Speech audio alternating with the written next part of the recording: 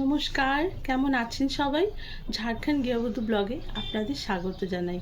আজকে আমি একটি ম্যাগি রেসিপি আপনাদের সাথে শেয়ার করব। সেটি হলো ম্যাগি ফ্রাই। বিকেলবেলার জলখাবারের জন্য এটি খুব উপযুক্ত জলখাবার। তো আমার সঙ্গে থাকুন আর দেখুন আমি কি করে বানাচ্ছি। এটি খুব সহজ পদ্ধতিতেই আমি এটি বানাবো, তাই আপনারা সঙ্গে থাকুন। আমি একটি ম্যাগির রেসিপি আজকে বানাবো, ম্যাগি ফ্রাই। তো তার জন্য আমি ম্যাগিটি আগে সেদ্ধ করে নিয়েছি। আর এই দেখুন, টমেটো, পেঁয়াজ, গাজর, সিমলা মির্চ, ইয়েলো বেল পেপার আর কাঁচা লঙ্কা, ধনে পাতা, এইগুলো দিয়ে আমি এই ম্যাগিটিকে বানাবো।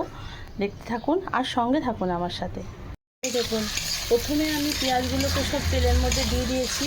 দিয়ে হালকা একটু ভাজা ভাজা হয়ে গেলে আমি এটাতে গাজরগুলো দিচ্ছি।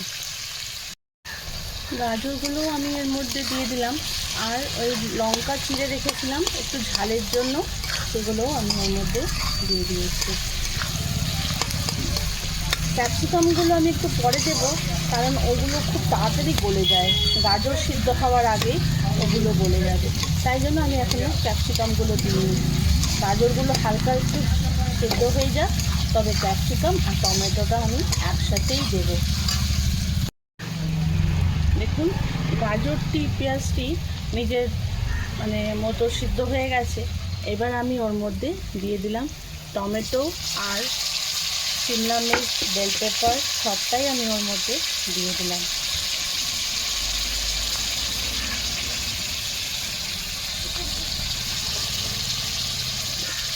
আর একটু নুনও আমি এর মধ্যে দিয়ে দিলাম।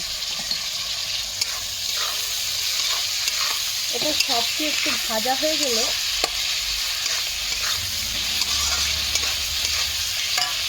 এগুলো সব ভাজা হয়ে গেছে। এবার আমি ওর মধ্যে একটু একটু করে এই যে ম্যাগিটি যে বানিয়ে রেখেছি আমি আগে থেকে সিদ্ধ করে, এগুলো সব একটু একটু করে আমি ওর মধ্যে দিয়ে দেবো।